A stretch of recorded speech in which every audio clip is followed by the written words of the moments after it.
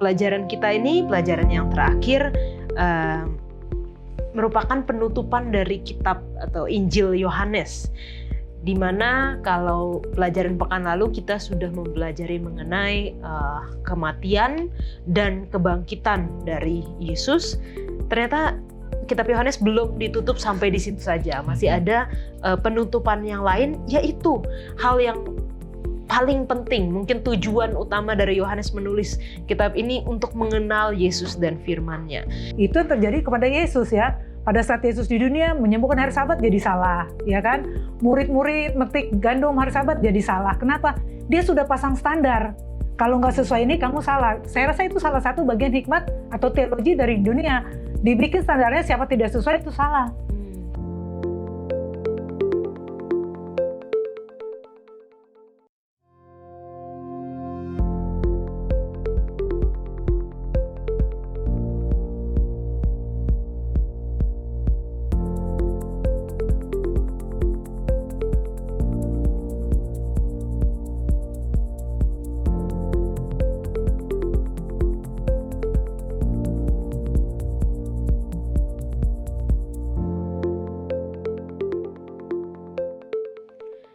Selamat datang di Diskusi Sekolah Sabat, diskusi pembelajaran Alkitab yang mendalam untuk menguatkan iman kepercayaan kita kepada Tuhan. Senang sekali bisa terus menemani pemirsa sekalian sepanjang pembelajaran Sekolah Sabat kita. Saat ini kita sudah di pekan terakhir atau pelajaran terakhir dari tahun 2024 dan sepanjang triwulan ini kita membahas mengenai tema-tema di dalam Injil Yohanes. Terima kasih juga kepada teman-teman yang sudah hadir di studio untuk berdiskusi bersama, dan tentunya kami senang untuk menyapa teman-teman yang telah menuliskan di kolom komentar YouTube channel Diskusi Sekolah Sabat yang menjadi pemirsa atau penonton setia, pengikut setia dari program Diskusi Sekolah Sabat. Untuk yang pertama, boleh minta Bang Glenn untuk membacakan. Yang pertama dari Karyati Derik. Terima kasih untuk pelajaran diskusi yang kami terus mengikuti. Salam hangat dari GMAHK Purwokerto. Amin. Lalu yang kedua, Manalo, Washington. Amin atas diskusi Sekolah Sabat yang sangat bagus. Kiranya menambah wawasan dan iman kita. Salam dari Jemaat Cirebon. Dan terakhir dari Sarlita Sokoi. Terberkati, danke. Amin. Selanjutnya Kanova. Baik, yang pertama datang dari Darman Randa Lembang. Pelajaran yang indah dan benar-benar menjadi berkat bagi semua yang mendengarkan. Salam kami Jemaat Wasior, Papua Barat. Papua. Kemudian dari Somin Majihal. Amen. Terima kasih atas pencerahan pelajaran Sekolah Sabat. Yang terakhir dari Yani Yeblo. Amin. Tuhan memberkati. Amin. Puji Tuhan. Neta Wilson. Baik, yang pertama dari Elshe Rochelle Likuayang. Terima kasih untuk diskusi pelajaran Sekolah Sabatnya. Salam dari Jemaat Ampera Palolo Sulteng. Oke. Yang kedua dari Jack Leo. Terima kasih untuk firman-Nya. Tuhan memberkati. Amin. Amin. Ketiga dari Kasim Lokuman. Shalom, terima kasih diskusi pelajaran Sekolah Sabat yang sangat membantu mengerti maksud sebenarnya. Tuhan berkati dari umat gereja SDA Keningau, Sabah, Malaysia. Amin, puji Tuhan. Kita senang ya, banyak teman-teman baru dari berbagai daerah di Indonesia dan juga di Sabah, Malaysia. Dan pelajaran kita ini, pelajaran yang terakhir, merupakan penutupan dari kitab atau Injil Yohanes. Di mana kalau pelajaran pekan lalu kita sudah mempelajari mengenai kematian dan kebangkitan dari Yesus, ternyata kitab Yohanes belum ditutup sampai di situ saja. Masih ada penutupan yang lain, yaitu hal yang paling penting, mungkin tujuan utama dari Yohanes menulis kitab ini untuk mengenal Yesus dan firman-Nya. Pelajaran pekan ini dapat menolong kita untuk bergerak lebih dari sekedar mengenal Yesus, tetapi juga mengenalnya dengan lebih baik dan lebih dekat lagi, tinggal di dalam Dia dan di dalam firman-Nya.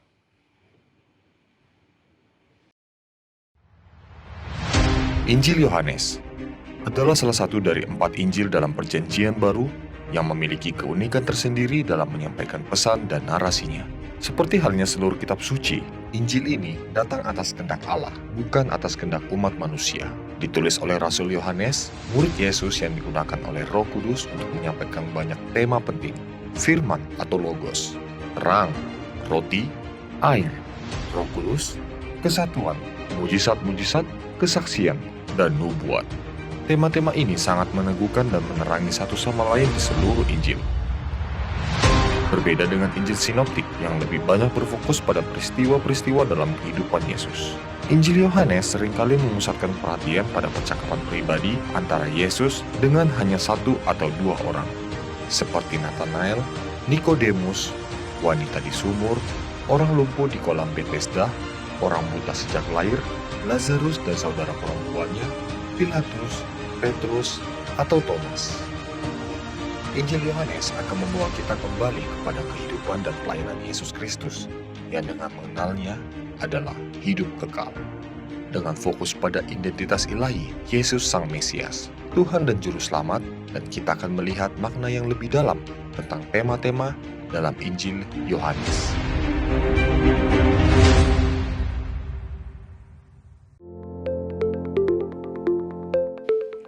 Pelajaran ke-13 dengan judul Penutupan mengenal Yesus dan firman-Nya. Ayat hafalannya terdapat di dalam Yohanes 5 ayat 39.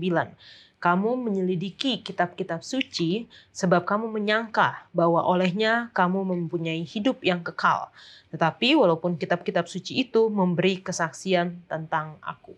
Kita akan mulai diskusi kita dengan doa dibawakan oleh Bang Glenn. Mari kita sama-sama berdoa. Bapa di surga, kami bersyukur untuk kesempatan yang Tuhan anugerahkan kepada kami untuk mengulas kembali, merenungkan kembali pelajaran Sekolah Sahabat-Sahabat ke-13. Biarlah melalui pelajaran ini Engkau tolong kami supaya kami boleh bertumbuh dalam pengetahuan dan iman kami. Memberkati semua pemirsa yang menyaksikan tayangan ini. Kiranya berkat Tuhan juga menjadi bagian mereka. Terima kasih Bapa untuk kasih kemurahan Tuhan yang tidak berkesudahan. Terpujilah nama Tuhan dari kekal sampai kekal. Dalam nama Yesus kami berdoa dan mengucap syukur. Amin. Amin. Terima kasih Bang Glenn. Karena kita sudah di akhir dari pelajaran kita tentang Injil Yohanes. Kira-kira apa? Satu pelajaran kah? Atau cerita kah? Atau hal unik apa yang sepanjang pelajaran kita bisa ditemukan dari kitab Yohanes atau dari Yohanes itu sendiri, kalau dari Bang Glenn? Kalau saya tertarik bahwa Kana tempat Yesus tinggal itu sangat menarik. Kenapa? Mujizat pertama di buku Yohanes itu diawali di kota Kana. Kemudian Yesus pergi ke Yerusalem, kembali ke Kana, dan mujizat lagi ketika anak Yairus, kalau tidak salah, yang sakit yang disembuhkan. Jadi satu cerita yang menarik bahwa dari tempat itu Tuhan memulai pekerjaannya dan Tuhan kembali untuk melanjutkan pekerjaan yang tersisa di situ. Oke, kalau dari Kanova? Kalau saya tertarik dengan kepribadian Yohanes ya. Dari cerita di buku Yohanes ada dua yang benar-benar saya lihat dia sebenarnya orang yang cepat tanggap, banyak ide, tapi giliran untuk eksekusi dia selalu ada di belakang ya. Jadi contohnya waktu minggu lalu kita belajar bagaimana setelah mendengar Yesus bangkit, mereka ada Petrus dan Yohanes yang ke kubur. Kalau kita baca di Alkitab sebenarnya Petrus yang duluan jalan, tapi karena semangatnya Yohanes dia balap si Petrus, akhirnya dia duluan yang sampai di kubur. Harusnya kalau saya jadi Yohanes saya akan masuk duluan lihat-lihat, tapi dia sampai di kubur hanya lihat-lihat, perhatikan ya. Sampai akhirnya Petrus masuk duluan, baru dia nyusul. Demikian juga di minggu ini kita belajar tentang di Danau Tiberias itu ya.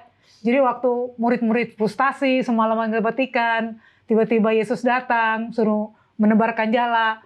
Orang begitu menebarkan jala banyak ikan, semua repot sama ikan, hanya Yohanes yang alert ya, yang mudeng gitu ya. Itu Yesus. Tapi dia bukannya langsung ke Yesus, dia bisikin si Petrus, itu Yesus. Akhirnya Petrus lagi yang turun duluan ya. Jadi dia selalu menjadi yang terbelakang walaupun ide dan tanggapannya dia lebih dulu. Jadi ya memang itulah uniknya umat Tuhan ya. Jadi saya dapat pelajaran yang indah dari sikap Yohanes itu. Oke, ini poin yang bagus ya, kita bisa lihat ya. Kalau dari Pendeta Wilson? Kalau saya sih tertarik dengan di dalam kitab Yohanes ini ada banyak sekali kisah-kisah mengenai Yesus berinteraksi secara personal, intimat ya. dengan Nathanael di awal, lalu kemudian dengan Nikodemus, dengan wanita di sumur, dengan orang yang di Bethesda, lalu kemudian dengan orang yang buta dari kecil, lalu kemudian dengan wanita yang tertangkap berzina, lalu kemudian dengan dengan Pilatus seperti yang minggu lalu, lalu kemudian Petrus, lalu dengan Yohanes. Jadi banyak sekali kisah di mana one on one interaction itu sangat penting, dan disitulah bagaimana Yesus banyak hal-hal insight yang lebih dalam justru keluarnya di sana. Jadi menurut saya itu sesuatu yang menarik. Oke, thank you. Ini poin-poin yang menarik nih dari kitab Yohanes yang kita sudah pelajari sepanjang triwulan ini. Dan seperti yang tadi saya udah katakan bahwa ceritanya sebenarnya kan sudah berakhir di pekan lalu ya. Dari salib, kematian Yesus, lalu Yesus dikubur dan Yesus bangkit. Setelah itu bahkan bertemu dengan murid-muridnya. Dan di pasal 20 ayat 31, ayat yang terakhir, kita sudah, ini merupakan, kalau saya tidak salah, ayat hafalan kita di pelajaran yang pertama itu. 30 dan 31 memang masih banyak tanda lain yang dibuat Yesus depan mata murid-muridnya yang tidak tercatat dalam kitab ini. Tetapi semua yang tercantum di sini telah dicatat supaya kamu percaya bahwa Yesuslah Mesias, Anak Allah. Dan supaya kamu oleh imanmu memperoleh hidup dalam namanya. Jadi ini adalah tujuan dari kenapa Yohanes mencatat gitu kitab ini di akhir dari pasal 20. Tapi tiba-tiba ada lagi nih satu pasal tambahan. Kayak dia mungkin nambahlah satu gitu, pasal 21 yang menarik gitu. Apa sih sebenarnya signifikansinya atau pentingnya pasal 21 ini, Bang Glenn? Kalau kita lihat di pasal 21 ini yang menjadi perbincangannya banyak adalah antara Yesus sama Petrus. Mengapa? Karena Petrus sudah jatuh. Dan sekarang Yesus mau memulihkan Petrus kembali. Dan memberikan misi bukan saja kepada Petrus, tapi misi kepada kita semua untuk menyampaikan kabar Injil ini. Ini alasan kenapa masih ditambahkan satu pasal ini di buku Yohanes. Oke, Kanova. Ya, bahagianya ya punya guru seperti Yesus. Pada saat dia mempersiapkan murid-muridnya nggak ditinggal begitu aja ya. Dia masih mengadakan kontak, bertemu, bahkan yang seperti yang tadi Glenn bilang, perbincangan utama dengan Petrus, mungkin karena dia yang paling senior di sini dan Tuhan ingin mempersiapkan dia menjadi next leader ya. Jadi dia harus yakinkan dengan kerendahan hatinya Petrus. Belum selesai untuk meninggalkan murid-murid ini, oke. Terakhir ada pesan dan sponsor khusus. Sebelum dia meninggalkan, dia pastikan muridnya akan siap untuk melanjutkan pelayanan. Oke. Ya, kalau menurut saya menarik juga ya. Jadi kan kalau di zaman sekarang itu film-film itu harus ada trilogi kan, kan harus ada beginningnya, kan awal mulanya ya. Kalau cerita superhero kan, gimana pertama kali dia dapat kekuatan, lalu kemudian yang di kedua mungkin dia udah lebih jago, terus musuhnya lebih jago apa segala, lalu kemudian terakhir baru penutupnya. Setelah ini dia bagaimana? Mungkin hari tuanya atau pengorbanan terakhirnya atau musuh besar yang akhirnya dikalahkan. Jadi memang selalu ada cara bagaimana di dalam suatu literatur untuk menutup kisah, ada memberikan closure ya. Jadi kan memang closure ini diperlukan bagi dua tokoh di dalam Yohanes ini yang penting. Itu ya tentu penulis sendiri kan, Yohanesnya. Lalu kemudian Petrusnya yang adalah sebenarnya salah satu juga tokoh utama di dalam kitab ini dan juga mungkin Injil-Injil yang lain. Jadi ya kalau saya melihatnya itu yang menarik. Terus yang kedua adalah hanya di Yohanes ini, walaupun Yohanes ini juga berbeda dengan Injil yang 3 yang lain yang tidak memiliki amanat agung. Tapi ternyata memiliki suatu amanat yang lain yang secara personal disampaikan kepada Petrus. Menurut saya ini menarik juga. Jadi ya memang banyaklah hal yang bisa kita pelajari di dalam pasal terakhir daripada Yohanes ini. Oke, terima kasih. Dan tadi seperti yang Kanova sudah bilang ya di awal bahwa ada cerita bagaimana awalnya murid-murid itu kayak udah back to their ordinary life gitu lah ya. Sudah melaut lagi, sudah mencari ikan lagi, dan tiba di titik di mana akhirnya Yesus yang mendatangi mereka. Yesus ada di pantai, tanya, kalian punya lauk kah? Oh, kita nggak dapat ikan sepanjang malam, disuruh tebar jala, dan begitu ikannya dapat banyak, kembali Yohanes yang notice, oh ini Yesus. Tapi Petrus yang duluan berenang. Dan satu cerita yang cukup populer kalau menurut saya ya, percakapan Yesus dengan Petrus. Ketika Yesus bertanya, apakah kamu ngasih aku? Dan jawaban Petrus, engkau tahu bahwa aku mengasihi kamu. Tetapi dibalik dari, kita mungkin nggak bisa melihat itu dalam bahasa Indonesia. Tapi dalam bahasa aslinya itu adalah Yesus katakan agape, Petrus katakan phileo. Nah ini apa nih Bang Glenn? Jadi agape itu adalah kasih tanpa syarat, dan itu lebih kepada komitmen dan perjanjian. Itulah agape. Sementara kasih phileo itu adalah interaksi dua orang di mana ada saling menghargai satu sama lain. Jadi quote on quote ini tidak tanpa syarat, ini ada syaratnya. Karena phileo itu terjadi kalau kita saling menghargai, kita saling menghormati. Nah, jadi kalau kita lihat cerita ini secara menyeluruh bahwa yang Yesus mau kasih tahu kepada kita adalah bahwa kasih Tuhan itulah kasih tidak terbatas, kasih agape. Nah, ketika kasih tidak hanya di mulut, kasih itu ada tindakannya. Makanya ketika Petrus katakan, saya mengasihi, saya phileo, Yesus katakan, gembalakan domba-dombaku. Jadi kasih itu ada tindakannya. Dan yang menariknya adalah ketika Yesus katakan agape, dan Petrus menjawab dengan phileo, mungkin Petrus tidak mau melakukan kesalahan yang sama. Dan dia kan semangat, oh saya tidak akan menyangkal Tuhan. Sekarang Petrus agak merendahkan jawabannya. Tetapi pada saat yang sama mungkin Petrus juga sadar bahwa dia sebagai manusia dia punya keterbatasan. Dan luar biasanya bahwa kasih Tuhan itu adalah kasih agape. Kasih kita adalah kasih yang terbatas, tapi Tuhan masih mengasihi kita. Amin. Saya pribadi lagi melihat bagaimana Yesus sedang menilik sebenarnya hati Petrus yang paling dalamnya. Nggak main-main loh 3 kali. Sebenarnya ya templakan juga sih. Dulu kamu menyangkal saya 3 kali. Sekarang saya mau tanya lagi, balas dendam quote and quote 3 kali. Apakah engkau mengasihi aku? Saya bayangkan kalau saat ini Yesus yang bertanya kepada saya, Nova, apakah engkau mengasihi aku? Jadi memang sedang meningkatkan derajat kasihnya Petrus. Dari yang dulu hanya ngomong gitu ya. Kasih-kasih begitu ada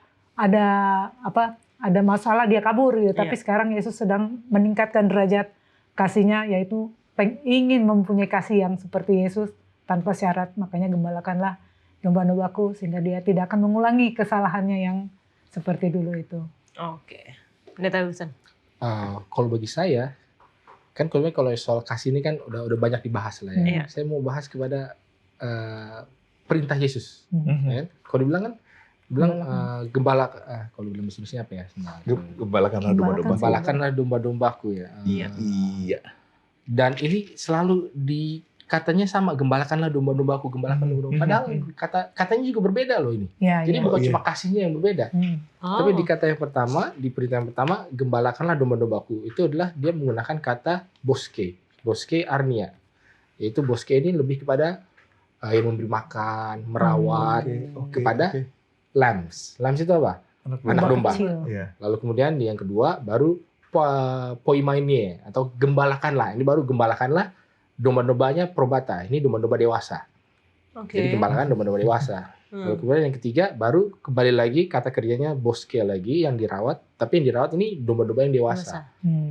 Kalau menurut saya ini menarik juga. Jadi ya mungkin apakah ya banyaklah kalau kita mau eksegesis apakah fase-fase di dalam kehidupan kerohanian. Ya kan mungkin kalau yang kecil-kecil perlu dirawat dengan lebih lembut. Lalu kemudian kalau udah mulai besar ya udahlah kita lepaslah gembalakan biasa yang udah dewasa. Lalu kemudian tapi kadang-kadang yang dewasa perlu juga di nurture lagi. Dan mungkin sebenarnya bagaimana Yesus memperlakukan Petrus ini sama juga. Waktu di awal kan dikasih makan domba-domba, anak-anak domba. Ya seperti mereka memperlakukan murid-murid yang masih di awal-awal. Lalu kemudian ketika sudah mulai besar, ya udahlah kirimlah berdua bertujuh-puluh suruh ini sini udah lebih dewasa. Tapi ketika mereka jatuh atau terluka seperti Petrus ini contohnya yang kembali dikukuhkan kembali. Jadi kalau minggu lalu kita bicara mengenai pengukuhan Yesus, ternyata ada juga pengukuhan Petrus di sini kan, dia di reinstate lagi. Dan ini teringat kepada kata-kata Yesus sebelumnya yang mengatakan kalau ketika kamu sudah dipulihkan kembali, kamu juga harus menguatkan saudara-saudaramu yang lain seiman. Itu ada juga ketika Yesus memberikan peringatan kepada Petrus, dia juga memberikan hal itu. Nanti ketika kamu. Jadi peringatannya Yesus bukan hanya memperingatkan bahwa dia akan jatuh, tapi juga sudah menubuatkan bahwa dia akan dipulihkan lagi. Cuma ketika kamu sudah dipulihkan, ya biarlah kamu juga menguatkan saudara-saudaramu. Dan jadi makanya kalau kita melihat soal perintah Yesus untuk mengasihi, kita tidak bisa terlepas daripada apa apakah kamu mengasihi aku? Ini kan sebenarnya pertanyaan, ini bukan perintah. Ini pertanyaan, justru yang menjadi perintahnya adalah lalu apa? Gembalakanlah, kasih makan anak-anak domba, lalu gembalakan domba-domba, lalu kasih makan domba-domba. Ini kalau menurut saya itu sebenarnya satu angle yang perlu dibahas lebih lanjut lagi ketika bahas pasal ini, daripada hanya agape filio gitu. Oke, ini terus terang saya baru tahu nih ya yang soal ini ya. Kalau agape filio itu kan udah cukup populer lah ya. Banyak orang yang membahas itu, bagaimana itu 3 kali tadi Kanova katakan karena Petrus telah menyangkal 3 kali. Lalu bagaimana ketika agape dijawab dengan filio karena kayaknya Petrus itu nggak mau boasting lagi gitu ya, nggak mau besar kepala, nggak mau sok-sokan untuk katakan saya akan lakukan semua, saya bahkan bisa mati buat Tuhan. Tapi dia dengan penuh kerendahan hati menjawab pertanyaan-pertanyaan dari Yesus. Nah, hal ini tentunya sangat penting ya, kerendahan hati. Mungkin bisa dijelaskan kenapa ini menjadi hal yang kunci, sangat penting dalam mengenal Yesus dan firman-Nya. Ya, kita hanya bisa menolong orang yang membutuhkan pertolongan. Ya kan? Jadi walaupun orang itu sakit, kalau dia tidak mau ke rumah sakit, tidak bisa sembuh. Jadi kunci kita untuk menerima kebenaran adalah kita harus rendah hati, mengakui bahwa Tuhan itu lebih daripada kita dan kita mau menerima pekabaran yang Yesus sampaikan kepada kita. Kadang-kadang ada orang merasa hebat, ya nggak perlu juga, saya bisa gitu kan. Tapi itulah gunanya kerendahan hati. Dan menurut saya yang paling menarik adalah ketika kalau kita baca dalam Filipi 2 ayat 5-8, di situ Yesus memberikan teladan bahwa dia merendahkan dirinya, mengosongkan dirinya, taat sampai mati, bahkan mati di kayu salib. Ya. Jadi Yesus sedang memberikan teladan kepada kita bahwa kunci untuk menjadi serupa seperti Yesus adalah merendahkan diri. Oke, thank you Bang. Bagi saya, tanpa kerendahan hati, sehebat apapun pelayanan itu akan gagal ya. Itu terbukti dengan cerita Petrus pada saat menjelang penyaliban Yesus. Apakah dia melayani Yesus? Ya. Apakah dia bersama dengan Yesus? Ya. Mungkin juga sama-sama membuat mujizat. Tapi waktu saat itu dia belum rendah hati ya. Dengan sesumbar mengatakan aku rela mati, saatnya tiba dia tidak sanggup. Jadi memang rendah hati adalah kunci dari kesuksesan pelayanan, karena disitulah kita bisa melihat pada saat kita rendah hati maka Yesus ditinggikan. Amin. Pendeta. Apa syarat utama untuk menjadi rendah hati? Kalau bagi saya, syarat utama untuk menjadi rendah hati adalah dia harus berada di posisi yang tinggi. Kalau dia bukan di dalam posisi yang tinggi, apapun yang dilakukan itu bukan rendah hati. Ya memang itulah. Emang rendah. Berendah bukan dalam arti jelek ya. Iya. Memang itulah. Ya memang kemampuan dia segitu, memang yang diharapkan dari dia segitu. Tetapi ketika orang dikatakan rendah hati adalah memang ketika orang sebenarnya tahu dia ini sebenarnya tinggi. Baik itu dalam posisi, talenta, kesanggupan lah, apapun lah, matriksnya terserah lah. Tapi dia merendahkan dirinya, merendahkan hatinya, seperti yang tadi Bang Len bilang. Ini karena ya kalau kita mengosongkan diri, ya kita memang udah kosong, buat apa kita mengosongkan diri? Tapi kalau Yesus mengosongkan diri, itu barulah sebuah kerendahan hati. Nah, jadi kenapa ini menjadi penting selain daripada di awal dan juga di akhir adalah beberapa hal. Yang pertama adalah bahwa menunjukkan bahwa ada progres gitu loh. Jadi ketika di awal dia nggak rendah hati karena memang dia nggak tahu apa-apa. Tapi dengan dia berkembang di dalam pelayanan, mungkin melakukan mujizat-mujizat yang besar juga. Jadi kan sebenarnya posisinya sudah tinggi, kemampuannya tinggi. Tapi apakah dia rendah hati? Nah, barulah ketahuan di sana dia rendah hati atau enggak. Jadi makanya kerendahan hati adalah sebenarnya satu hal yang sangat penting yang tidak bisa sebenarnya dinilai di awal. Karena kalau di awal tidak ada yang bisa dinilai. Baru di akhir-akhir atau ya mungkin ya nggak tahu lah, menengah ke akhir lah, baru ketahuan sebenarnya setelah semua pengalaman dia, perjalanan dia dengan Yesus, apa yang dia pelajari, semua pertambahan imannya, semua pertambahan pengetahuannya, apa yang dia gunakan dengan itu. Nah, itulah yang akan menunjukkan apakah orang ini rendah hati atau tidak. Jadi sehingga bagaimana kita bisa mengenal Yesus dan firman Tuhan adalah, ya mungkin kalau kita sambungkan dengan ayat yang daripada Bang Lena adalah, ya kan hal itu. Bagaimana orang ini bisa serupa dengan Tuhan yang tidak menganggap kesetaraannya dengan Allah, yang tidak menganggap kekayaannya, yang tidak menganggap kefasihannya berbicara, yang tidak menganggap pelayanannya bahkan, yang tidak menganggap pengorbanan yang besar sebagai sesuatu yang perlu dibangga-banggakan, sebagai sesuatu yang perlu menjadi yang akan dia cash out gitu loh. Oh, gue udah lama banyak menabung nih. Sehingga ketika ada sesuatu terjadi, kan gue udah begini. Sama aja. Berarti kan dia nggak itu juga. Jadi memang menarik juga kenapa kerendahan hati menjadi salah satu kunci yang sangat penting di dalam menunjukkan apakah orang itu memang benar-benar mengenal Tuhan atau tidak. Karena ketika dia rendah hati, pertama adalah bahwa memang dia sudah tinggi.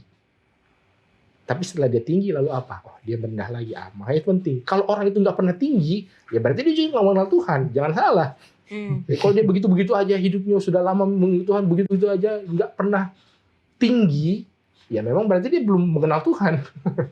Tapi kok dia sudah mengenal Tuhan, sudah tinggi. Oke, tahap berikutnya apakah dia mau merendah lagi? Oh enggak, dia mau tinggi aja terus. Sekarang dia mau jadi pemimpin terus. Sekarang dia mau menjadi terus nggak pernah mau turun-turun. Berarti dia juga nggak mengenal Tuhan.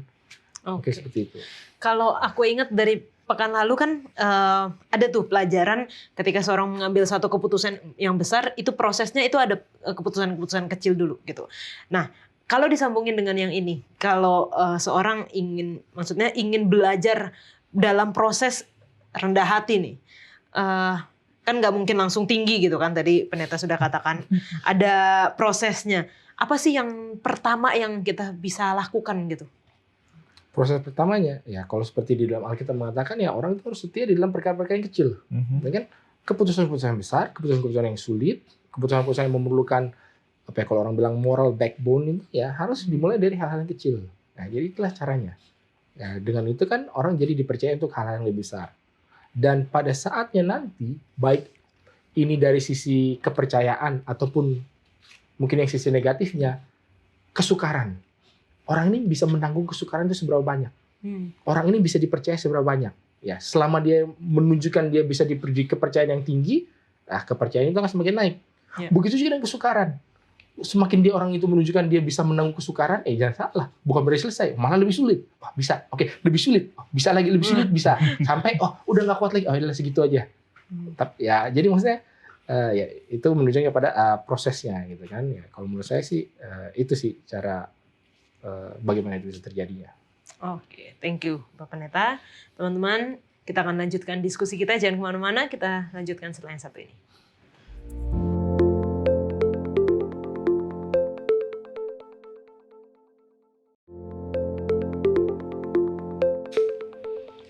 Ceritanya berlanjut ketika Yesus mengajak Petrus untuk ikutlah aku, lalu ada pertanyaan Petrus di ayat 21. Ketika Petrus melihat murid itu atau Yohanes, ia berkata kepada Yesus, Tuhan, apakah yang akan terjadi dengan dia ini? Jadi ini kenapa sih si Petrus ini gitu nanyain tentang Yohanes dan apa jawaban Yesus? Bang Glenn. Kalau kita lihat dari sisi negatif, ia melihat bahwa murid yang dikasihi Yesus. Jadi ini jangan-jangan dia cemburu nih. Oh, ini dikasih Tapi Yesus. ini Yohanes yang nulis kan? Iya, Maksudnya kayak kan? Yohanes nulis, saya ini murid yang dikasih Yesus Iya, begitu. iya kan? Ya kan? Atau kalau sisi positifnya adalah bahwa Yohanes dan Petrus ini adalah inner circle daripada Yesus yang mereka pergi kemana-mana. Jadi Petrus pikir, oke, saya dikasih tanggung jawab untuk mengembalakan domba-domba, terus how about it? Jadi tergantung cara pandang kita. Tetapi ada tiga poin yang ingin saya share dari cerita ini. Yang pertama adalah bahwa panggilan dan jalan hidup setiap orang itu berbeda-beda. Ada panggilan buat Petrus, ada panggilan buat Yohanes. Dan ketika kita mengikuti Yesus, kita nggak usah pusing sama panggilan orang lain. Ya udah panggilannya di situ, ya panggilan saya di sini, mari saya lakukan panggilan saya. Dan yang terakhir adalah apapun panggilan yang Tuhan berikan kepada kita, mari kita lakukan dengan setia. Dan Petrus sudah menunjukkan. Dia dipanggil untuk mati syahid, dia lakukan dengan setia. Yohanes dipanggil untuk menulis buku terakhir daripada Perjanjian Baru, dia lakukan dengan setia. Jadi Tuhan punya panggilan kepada masing-masing kita yang berbeda. Apapun panggilan kita, lakukanlah dengan setia panggilan itu. Oke. Kalau saya dari segi positif ya, ini kursus kilat yang paling sukses dari Yesus buat Petrus. Dia kan baru selesai dibilang gembalakanlah domba-dombaku. Tiba-tiba setelah mereka mau pergi dia lihat, apa yang akan terjadi ya sama Yohanes. Langsung ada jiwa pelayanannya, jiwa care-nya. Ya memang kursus kilat Yesus itu mujarab sekali ya. Tapi ya dari jawaban Yesus mungkin dari segi pandang saya mungkin ingin mengingat Petrus bahwa tidak perlu khawatir untuk hal-hal apa yang bisa Tuhan kendalikan atau tidak ya. Jadi dia bilang kalau bisa saya akan, makanya terjadi kesalahpahaman kan dengan kalimat Yesus, karena ya ini udah biasa ya, murid-murid dari dulu juga ceritanya sering banget salah paham dengan perkataan Yesus.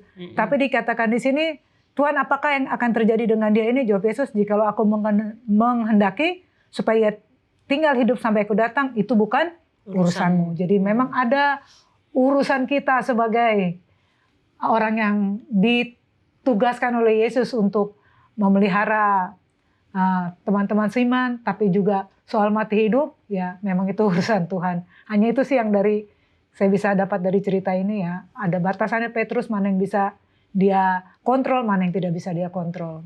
Oke, Pendeta.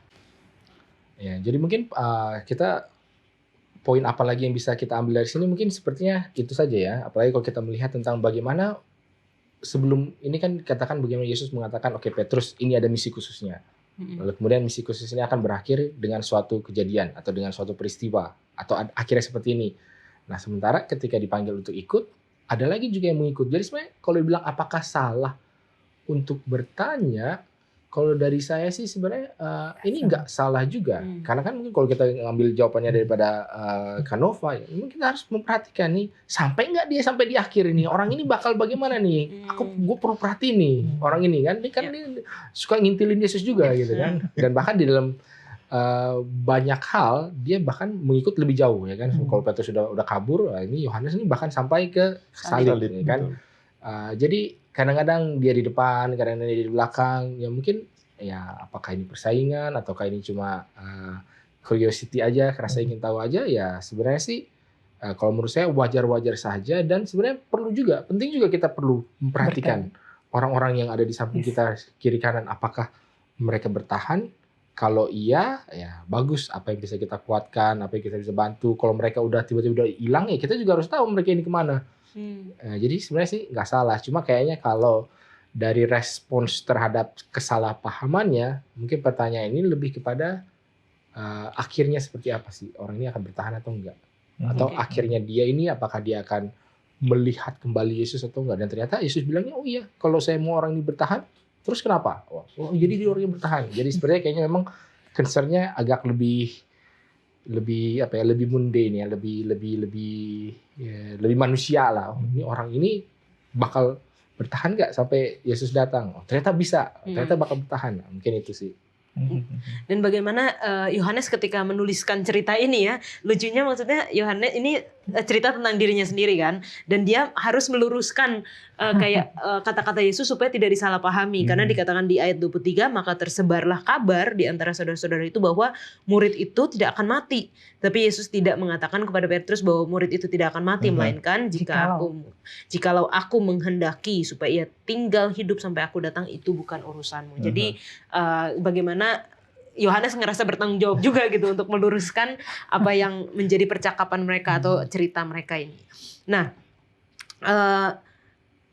kita bisa melihat bahwa salah satu tadi poinnya kan fokus sama diri, maksudnya fokus sama Tuhan Yesus. Jangan, walaupun kita juga harus memperhatikan orang-orang di sekitar kita ya, tapi pelajaran, mungkin salah satu pelajaran ini adalah fokus kepada Yesus gitu. Selain itu mungkin ada lagi nggak poin pelajaran dari cerita ini?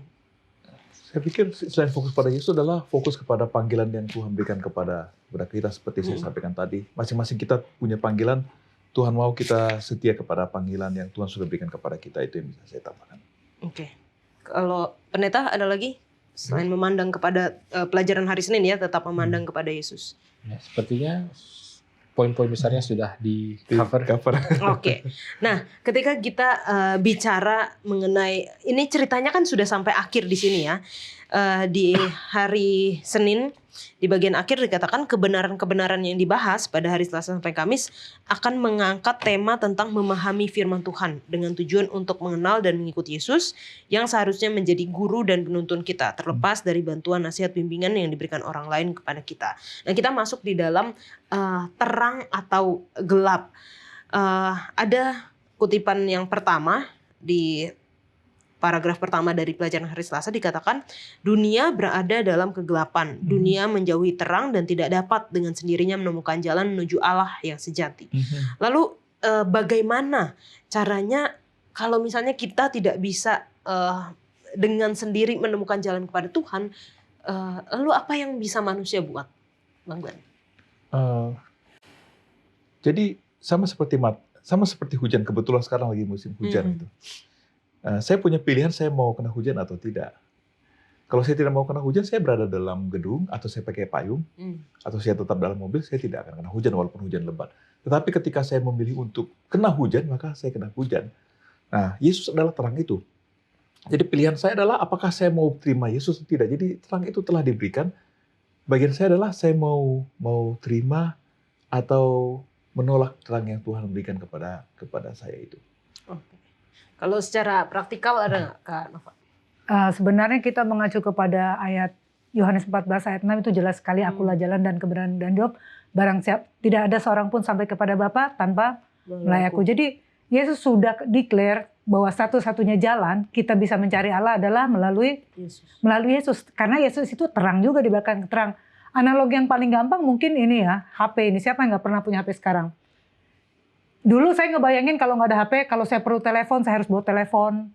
Saya mau fax, ngirim message, saya beli lagi mesin fax, ya kan? Saya mau apalagi hitung kalkulator, saya beli kalkulator, mau nulis harus ribet banget hidup ini ya. Terus mengolah ini apa? Smartphone ini. Apa yang nggak ada di dalam? Nggak perlu lagi beli apa-apa, cukup beli handphone, you get everything. Jadi kalau kita ingin datang kepada Bapa, bingung gimana kan? Ambil Yesus, ya.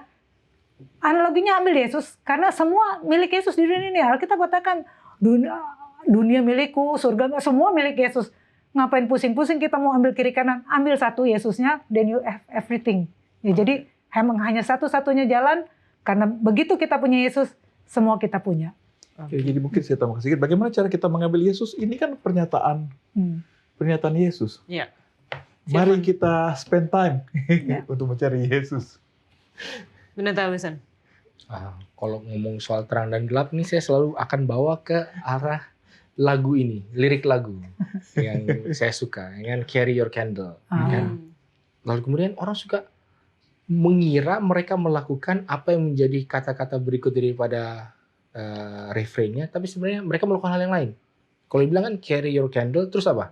Run to the darkness atau through the darkness. Nah, ini salah pertanyaan saya. Through the darkness atau to the darkness? Ini mungkin bagi yang bahasa Inggris kan berlari melalui kegelapan atau berlari kepada kegelapan. Kira-kira yang mana? True kayaknya.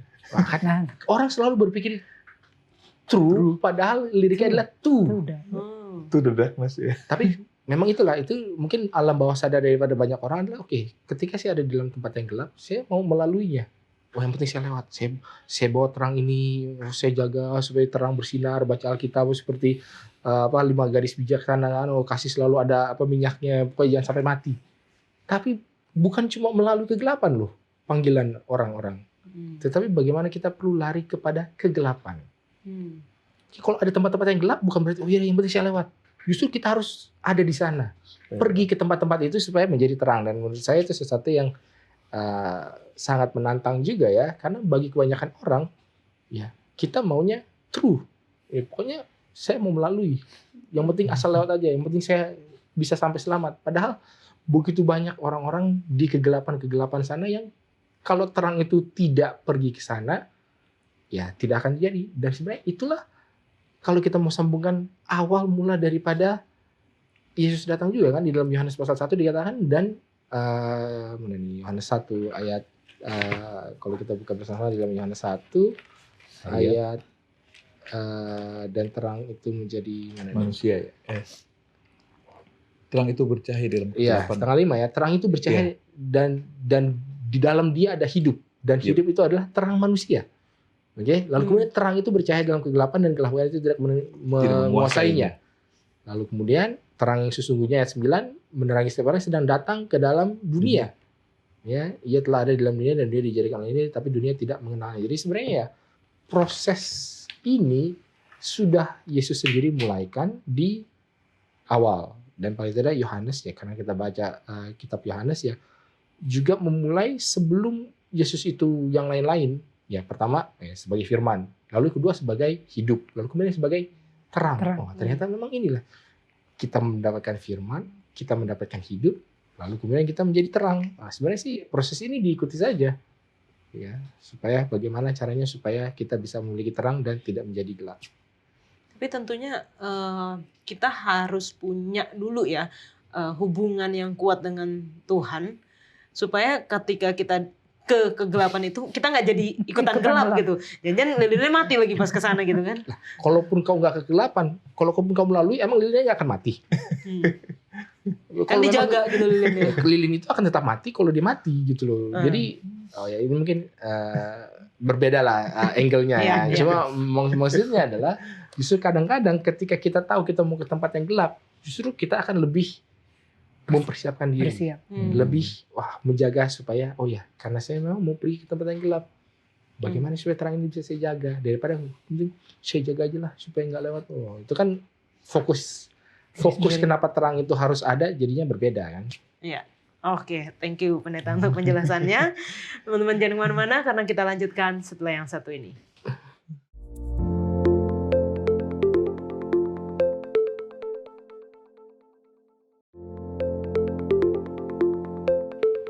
Jika kita tidak berhati-hati dan tidak berserah dalam iman dan penurutan kepada Allah, kita berada dalam bahaya melakukan hal yang sama, yaitu membaca ayat kitab suci hanya berdasarkan keinginan, kehendak, dan perspektif kita sendiri. Yang mana hal ini jauh lebih mudah dilakukan daripada yang kita sadari.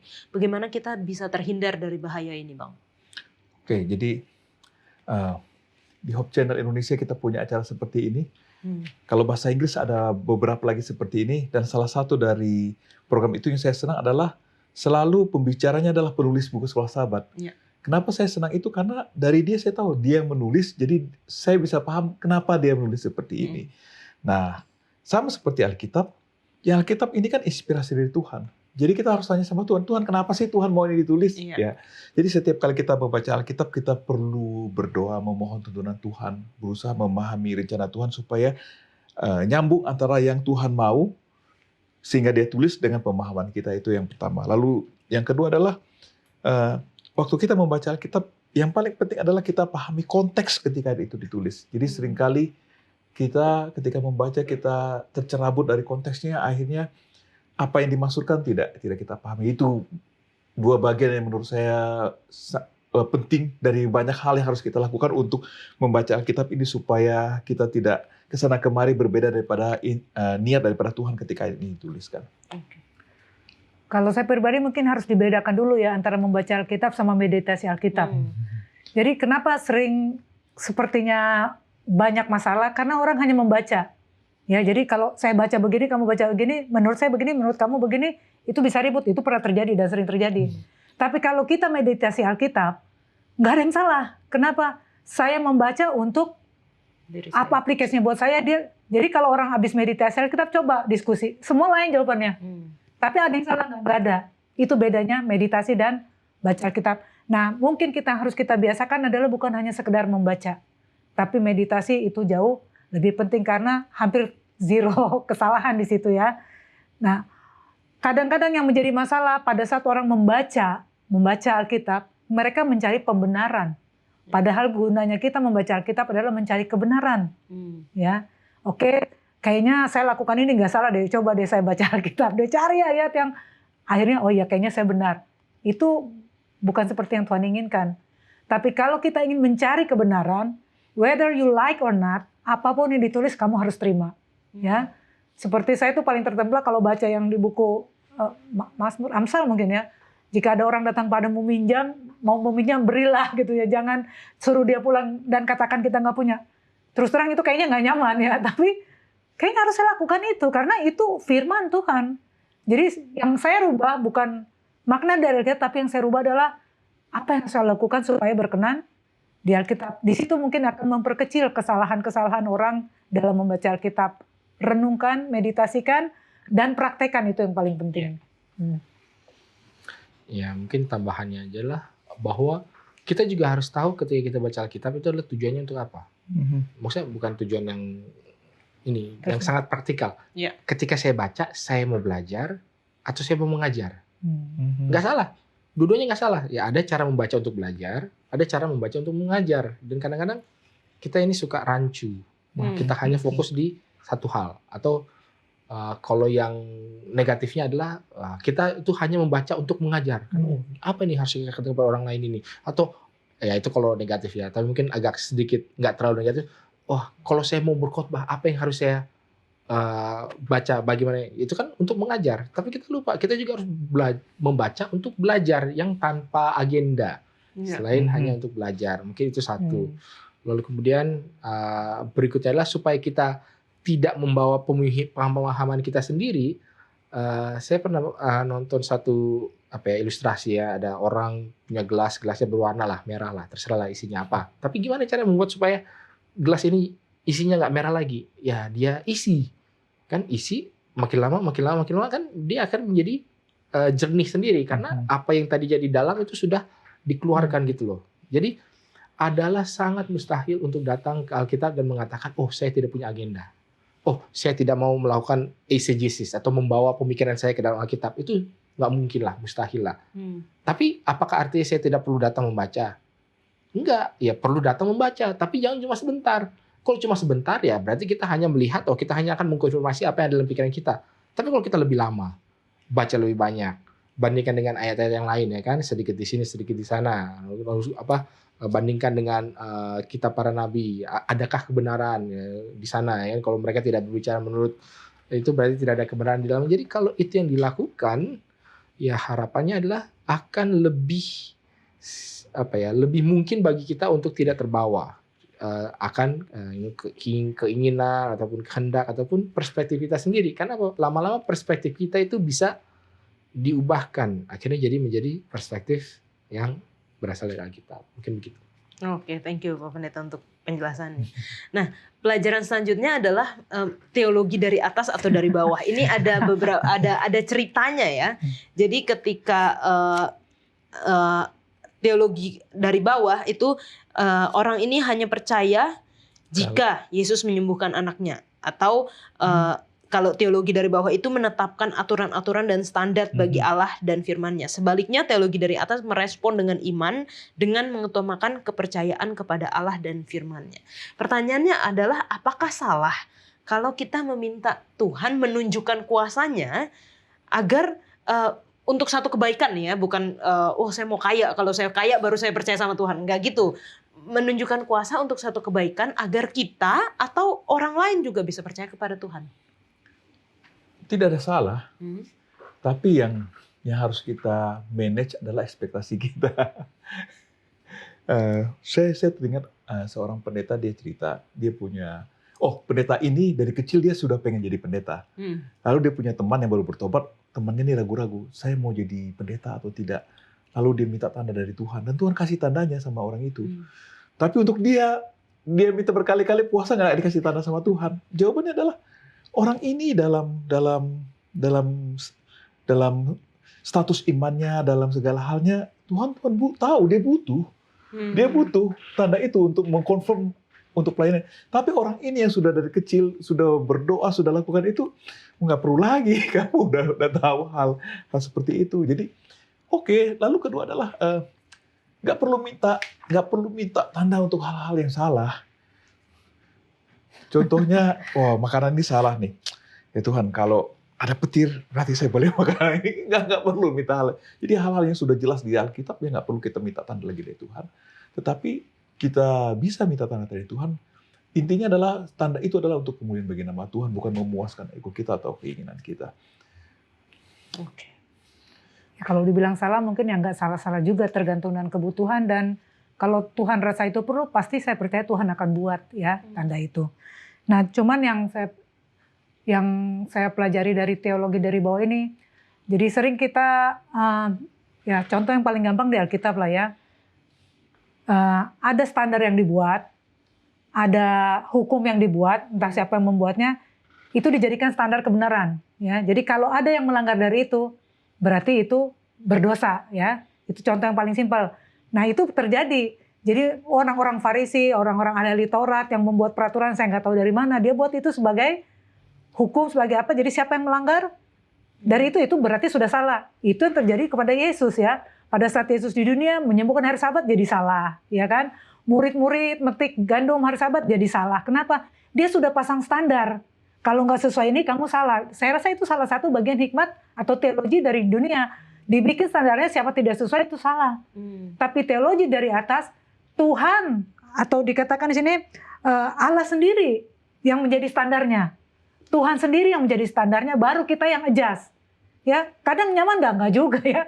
Mungkin nggak nyaman, mungkin bertentangan, tapi kita nggak bisa lagi bilang, oh saya nggak bisa, karena standarnya sudah Tuhan dan itu yang harus kita adjust. Bukan peraturan itu yang mengadjust apa yang kepada kita, tapi kita yang adjust dengan kemauan Tuhan. Mungkin itu sedikit perbedaan teologi atau kebenaran yang datang dari atas dan kebenaran yang datang dari manusia. Banyak menjebak kalau kebenaran manusia buat itu. Oke, ternyata. Ya mungkin kalau untuk menjawabnya nih sulit juga ya. Jadi apakah tanda itu penting? Sementara di awal-awal pelajaran, di awal-awal kita berbicara mengenai tanda-tanda yang Yesus lakukan. Jadi sebenarnya tanda itu penting. Ketika Yesus datang, dia harus membawa tanda-tanda yang menunjukkan otoritasnya. Yang membuktikan bahwa ini adalah penggenapan dari suatu hal. Ya kan? Sehingga meminta tanda sebenarnya adalah tidaklah salah. Namun, kalau kita lihat, masih dalam poin ini ya, ini yang selalu saya ulang-ulang juga adalah ketika Yesus menyembuhkan orang yang lumpuh yang dibawa turun dari atap sama teman-temannya kan, ada yang bertanya-tanya, oh kok dia bilang bisa mengampuni dosa? Lalu kemudian apa kata Yesus? Supaya kamu tahu bahwa anak manusia punya wewenang untuk mengampuni dosa. Sebelum itu dikatakan mana yang lebih gampang? Mengatakan dosamu sudah diampuni atau bangkitlah dan berjalanlah. Tapi kan sebenarnya kita tahu dalam pikiran kita bahwa lebih gampang bilang dosamu sudah diampuni. Kenapa? Nggak ada tanda-tanda lahiriahnya, nggak ada yang kelihatan. Oh itu hanya dia dengan Tuhan yang dia tahu. Kita kan kadang suka begitu kan, biarlah engkau dengan Tuhan, apa segala macam. Tapi enggak. Mana yang lebih gampang? Ya itu lebih gampang. Tapi supaya kamu tahu bahwa anak manusia sanggup untuk mengampuni dosa, kukatakan kepada orang ini, bangkitlah dan berjalanlah. Jadi perlu ada suatu manifestasi dari hal-hal yang bersifat ilahi. Tapi di sisi yang sama, kalau kita baca di dalam kisah yang lain, di dalam kisah pasal 6 sekarang, ketika memberi makan orang datang karena tanda, karena mujizatnya. Akhirnya kan dicari. Tapi apa kata Yesus? Kamu datang karena kamu dikasih makan. Sekarang kalau saya mau kasih makan makanan yang rohani, yang berasal dari atas, nah ini kan baru nih hubungan dengan teologi atas dan bawah nih. Mau nggak kamu? Kebanyakan justru malah menolak. Ya kan jadi apa ya, tanda itu adalah penting untuk memverifikasi dan mungkin di awal. Tetapi apakah selalu harus ada tanda? Tidak selalu harus ada. Tetapi apakah masih perlu paling nggak sekali-sekali? Ya perlu. Supaya orang bisa bernafas gitu loh. Jangan hanya beriman, mata hati, tapi mata manusia juga perlu melihat gitu loh. Dan itu bukanlah sesuatu yang salah. Dan saya rasa ada kasih karunia Tuhan yang akan bekerja, yang ketika memang orang ini dia lagi lemah, dia perlu dikuatkan, ya salah satu yang paling gampang adalah dengan tanda. Tapi ketika tanda ini menjadi seperti crutch atau seperti kalau orang bilang alat bantu jalan, ya tergantung memang orang ini bisa berjalan atau enggak. Ya kalau memang dia belum, ya mungkin nggak apa-apa. Tapi kalau dia akan berjalan hanya bisa berjalan karena pakai tongkat terus, ya mungkin kadang-kadang tongkatnya harus diambil. Mungkin seperti itu. Oke, ini menarik banget nih diskusi kita ya. Dan kita bisa melihat ya bahwa teologi dari atas itu merespon dengan iman, tetapi mendengarkan firman itu bukan hanya sekedar menerima informasi secara pasif. Jadi nggak cuman dengar dan nggak merenungkan, nggak kita aplikasikan, nggak kita hidupkan, karena hubungan antara penurutan itu sangat berhubungan dengan kasih kepada Tuhannya. Betul. Di dalam Yohanes 14 ayat 15 katakan, jikalau kamu mengasihi aku, kamu akan menuruti segala perintahku. Jadi ya mungkin ilustrasi paling gampang kalau kita abang dan kakak dan pendeta yang sudah punya anak di sini ya, kalau misalnya anak-anaknya menurut itu tuh kayak seneng banget gitu, ada artinya wah mereka sayang gitu sama orang tua.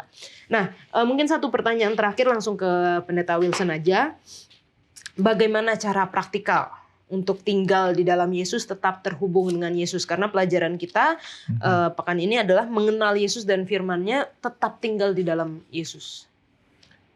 Mungkin cara yang paling gampang adalah, kalau ini satu ilustrasi yang tidak terdapat di kitab Yohanes ya, tapi ketika Petrus berjalan di air, kan mereka pada saat itu kan semua kebingungan, wah apa ini, siapa dia, nggak jelas orang ini siapa. Tapi kemudian Petrus mengatakan sesuatu yang menurut saya menarik, kalau memang itu engkau, panggil saya supaya datang. Dan ternyata memang dipanggil atau enggak? Dipanggil. Oke. Dan dipanggil ya berjalan dia di atas air kan, wah hebat dia, imannya kuat. Tapi kemudian kan dia dikatakan menengok ke belakang, mengalihkan pandangannya dari Tuhan. Akhirnya ketika dia mengalihkan pandangannya dari Tuhan, tenggelam. Dan ketika tenggelam dia berteriak, Tuhan tolong. Lalu kemudian Tuhan angkat. Lalu setelah angkat dinasihati. Kalau menurut saya ini adalah satu siklus, satu gambaran yang sangat jelas terhadap proses atau bagaimana manusia ini memiliki iman ya. Jadi kan nggak bisa kita, oh saya mau melakukan sesuatu, ada nggak di panggilannya, disuruh nggak? Oh saya punya keinginan untuk mengenal Tuhan, tapi saya juga butuh konfirmasi dong. Kalau memang ini sesuatu yang kamu bilang, ya lakukan sesuatu, paling nggak di awalnya, ya kan? Karena nggak bisa tiba-tiba saya dipanggil Tuhan untuk memimpin bangsa mana, keluar dari mana. Ada nggak panggilannya? Kerinduan mungkin ada, tapi kerinduan ini kan harus dikonfirmasi. Nah, konfirmasi inilah tandanya, jadi perlu juga. Dan ketika tanda itu dikatakan, pasti kan ada panggilan untuk mengeksersis iman. Karena kan cuma dipanggil loh, nggak dibilang oh nanti kamu bisa berjalan apa kan? Nggak, tetap dia harus melakukan sesuatu yang menunjukkan bahwa dia beriman. Oh dia keluarlah dari perahunya, lalu mulai berjalan. Akhirnya dia melakukan hal besar, ya nggak tahu seberapa lama, seberapa banyak, tapi mungkin akan ada masa di mana dia kehilangan pandangan terhadap panggilan itu. Lalu kemudian akhirnya dia tenggelam. Ya mungkin belum sampai tenggelam sampai mati, tapi ya berjuang lah. Apakah dibiarkan? Enggak kan, langsung diambil lagi. Lalu kemudian setelah diambil apa? Ya dinasihatin lagi. Lalu mungkin proses berulang lagi, akhirnya disuruh jalan. Maksudnya, jadi itu menunjukkan bagaimana cara supaya kita boleh berjalan, tetap berjalan dalam Tuhan, bagaimana cara praktikal supaya tinggal di dalam Tuhan, ya mungkin seperti itulah proses yang kalau bagi saya tidaklah bersifat statis dan bersifat dinamis gitu ya. Kadang-kadang sama, kadang-kadang kita memperlakukan Alkitab itu sama dengan dongeng-dongeng, dan mereka hidup bahagia selama-lamanya ya, happily ever after setelah kejadian ini. Enggak juga ya, jangan salah, setelah kejadian ini akan ada banyak kejadian-kejadian lain yang terjadi yang mungkin tidak tercatat di dalam Alkitab. Dan itulah ya kehidupan Daud seperti itu, ya kehidupan nabi-nabi, kehidupan rasul-rasul seperti itu gitu. Tidaklah difosilisasi, oh jadilah prasasti. Oh ketika Daud mengalahkan Goliat, oh itu aja yang kita lihat gitu. Setelah itu banyak lagi kejadian. Dan orang juga harus tetap terhubung. Ya, bagaimana caranya ya seperti yang sudah kita diskusikan selama satu kuartal ini lah paling tidak, mungkin seperti itu. Oke. Pendeta mungkin ada kesimpulan singkat untuk pelajaran satu kuartal nih. Oke, sebenarnya kembali kepada ayat pembuka di dalam Yohanes ini, karena Yohanes ini adalah satu kitab kesukaan saya, bahwa segala sesuatu ini dituliskan di dalam Yohanes 20 ayat yang ke-30 ya. Memang masih banyak tanda lain yang dibuat Yesus. Tapi di depan mata murid-muridnya yang tidak tercatat dalam kitab ini, tetapi semua yang tercantum di sini tentang bagaimana Yesus berhubungan satu dengan satu, tentang pengajarannya, tentang semua kata-kata aku adalahnya, tentang segala macam, semua ini tercantum supaya kamu percaya. Jadi tujuannya adalah supaya percaya. Ketika kita melakukan sesuatu, ketika Allah melakukan sesuatu kepada kita adalah supaya kita percaya. Apa? Soal apa? Bahwa Yesuslah Mesias, Anak Allah. Dan setelah kamu percaya apa? Dan supaya kamu oleh imanmu memperoleh hidup dalam namanya. Jadi sebenarnya inilah intisari daripada pelajaran kita sepanjang satu kuartal ini. Oke, terima kasih banyak Pendeta Wilson, Bang Glenn dan Kanova. Kita sudah berdiskusi bersama. Teman-teman, saat ini kita akan masuk di dalam sesi tanya jawab. Kalau ada pertanyaan, mungkin untuk yang terakhir ini akan dijawab di episode selanjutnya, di episode pertama dari pelajaran yang baru. Tapi kalau misalnya masih memiliki pertanyaan, jangan ragu untuk tuliskan di kolom komentar YouTube channel Diskusi Sekolah Sahabat.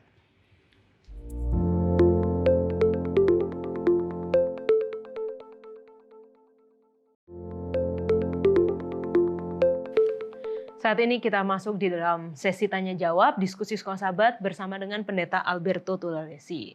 Terima kasih Pendeta untuk waktunya. Terima kasih Kak Yola. Mau menjawab pertanyaan dari teman-teman yang telah menuliskan di kolom komentar YouTube channel Diskusi Sekolah Sahabat.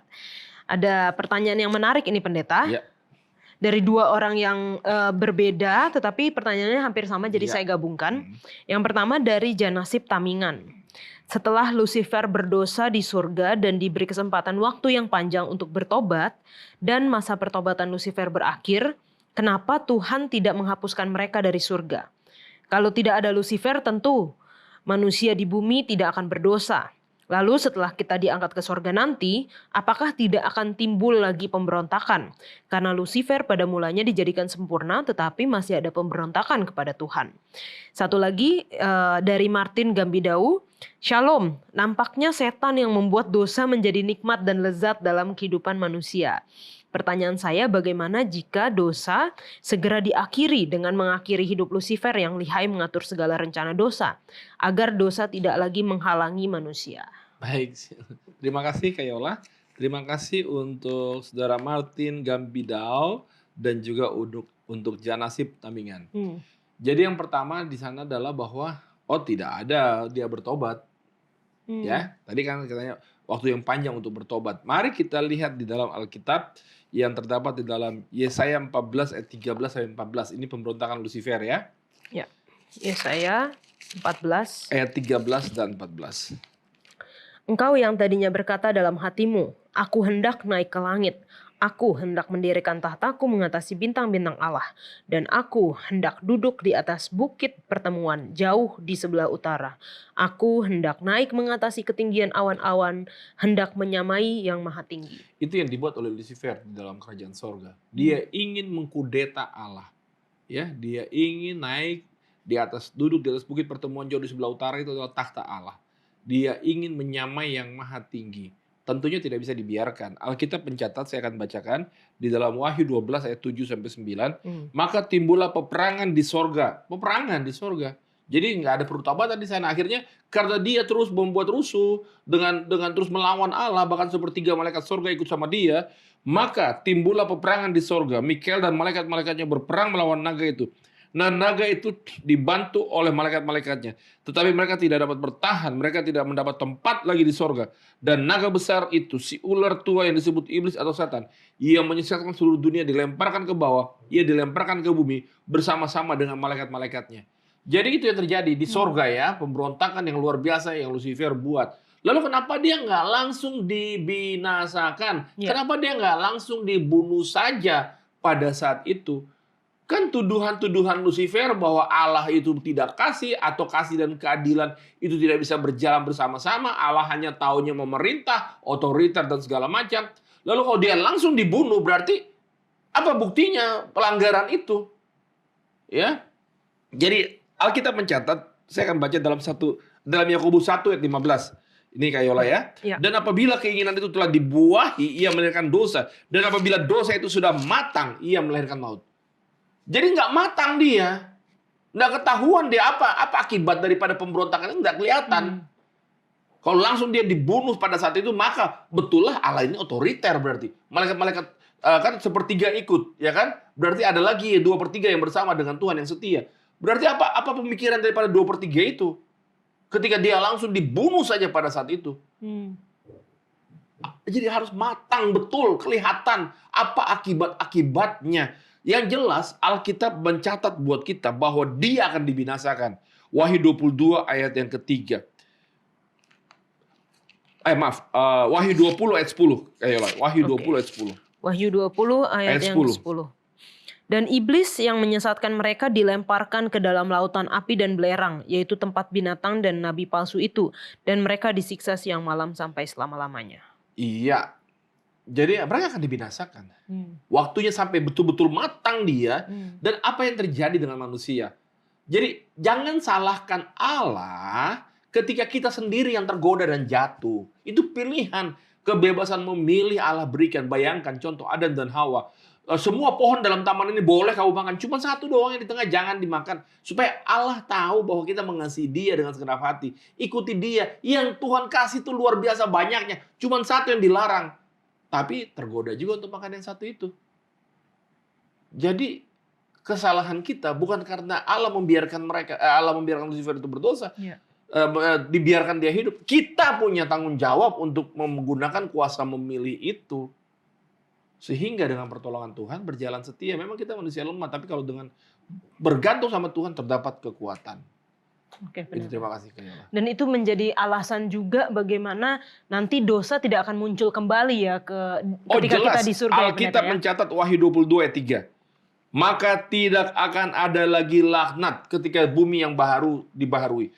Kenapa? Sudah jelas semua akibat-akibatnya atas dosa itu. Sudah matang betul, clear betul, nyata betul buat seluruh jagat raya ini. Betul-betul Allah betul adalah Allah yang kasih. Allah betul adalah Allah yang adil. Pemberontakan terhadap Allah membawa kesengsaraan, membawa kesusahan dan kesulitan. Dan manusia yang tiba di sorga tidak akan lagi pernah bisa memberontak. Kenapa? Mereka sudah menang bersama dengan Tuhan. Karena mereka hidupnya di atas dunia yang penuh dengan tantangan dan dosa. Dan mereka kalahkan kuasa kegelapan itu. Bagaimana mungkin lagi mereka mau memberontak? Sudah menjadi pelajaran. Kenapa dulu pernah ada? Dulu tidak pernah ada. Asing bagi mereka. Asing bagi para malaikat. Tidak tahu itu apa yang terjadi. Mereka bingung dengan semuanya itu.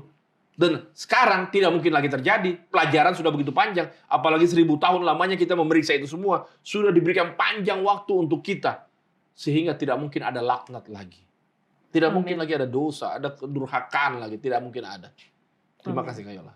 Terima kasih Pak Pendeta untuk penjelasannya. Ini lengkap sekali ya dari dua pertanyaan tadi.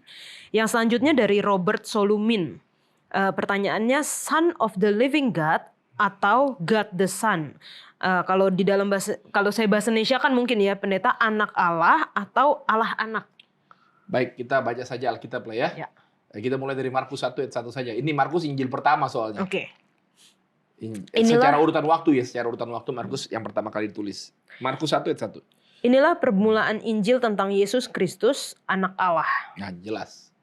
Jadi memang Alkitab menyebutnya anak Allah. Tapi siapa dia anak Allah itu? Ya, Filipi 2 ayat 5-6, hendaklah kamu dalam hidupmu bersama menaruh pikiran dan perasaan yang terdapat juga dalam Kristus Yesus, yang walaupun dalam rupa Allah tidak menganggap kesetaraan dengan Allah itu sebagai milik yang harus dipertahankan. Dia adalah Allah. Dia adalah Allah. Dia menyebut dirinya seringkali anak manusia. Tapi oknum lainnya ataupun kitab suci memberitahukan kepada kita dia anak Allah. Ya, dia anak Allah. Itu saja mungkin jawabannya.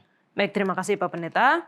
Dan pertanyaan yang terakhir dari saudara Raymond Sakul. Izin bertanya, pada waktu kita sampai di surga, apakah kita dapat memandang wajah Bapa? Musa pernah, apakah kita bisa juga? Ya, puji Tuhan. Jadi saudara Raymond Sakul dan juga seluruh pemirsa Hope Channel Indonesia, itulah yang kita harapkan dan kita rindu-rindukan ya. Apa sih kata Alkitab? Boleh Kayola tolong baca. 1 Korintus 13 ayat 12. 1 Korintus 13 ayat yang ke-12.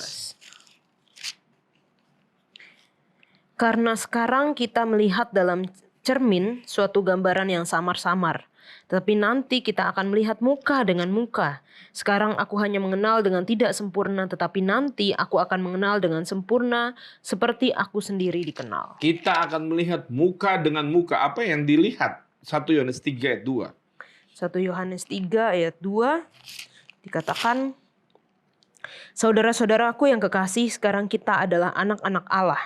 Tetapi belum nyata apa keadaan kita kelak. Akan tetapi kita tahu bahwa apabila Kristus menyatakan dirinya, kita akan menjadi sama seperti Dia. Sebab kita akan melihat Dia dalam keadaannya yang sebenarnya. Kita akan melihat Dia dalam keadaan yang sebenarnya. Kita akan muka dengan muka. Mengenal Dia bukan lagi dengan bayang-bayang, bukan lagi dengan samar-samar, tapi mengenal Allah. Karena Alkitab mencatat dalam Wahyu 22 bahwa kemah Allah, kemah Bapa dan kemah Yesus Kristus, tahtanya, tahta Bapa dan tahta anak domba Allah ada bersama dengan kita. Roh Kudus bersama dengan kita. Jadi, walaupun sekarang kita, Alkitab yang bilang ya, kita adalah anak-anak Allah, tapi kita nggak tahu bagaimana. Tapi nanti waktu Tuhan datang, Alkitab memberitahukan nyata keadaan kita. Sama seperti dia. Kita akan melihat dia muka dengan muka. Itu Alkitab yang bilang. Amin. Terima kasih Kak Yola. Terima kasih Pak Pendeta untuk penjelasannya, pertanyaan-pertanyaan sudah dijawab, dan teman-teman, ini adalah akhir dari pelajaran kita ya. Kita sudah sampai di pelajaran ke-13 dari triwulan ini. Namun mungkin kalau masih ada pertanyaan seputar dengan Injil Yohanes, boleh dituliskan untuk kita jawab di episode selanjutnya. Tapi mungkin nggak usah terlalu banyak supaya kita pelajaran selanjutnya juga akan langsung memiliki pertanyaan tanya jawab juga ya. Terima kasih banyak untuk Pendeta Tolesi. Terima kasih Kak Yola. Dan saat ini kita akan kembali ke studio.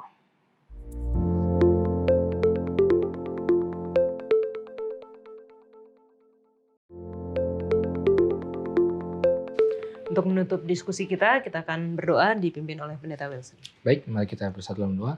Ya Tuhan, Allah Bapa kami dalam kerajaan surga, kami sungguh bersyukur ya Tuhan, pembahasan kami sepanjang pekan ini dan juga secara keseluruhan satu kuartal ini mengenai kitab Yohanes dengan iman sudah mengajarkan kami, memberikan kepada kami suatu kepercayaan bahwa Engkau adalah Mesias, anak Allah, yang oleh iman kami boleh percayai dan olehnya kami boleh memperoleh hidup yang kekal ya Tuhan.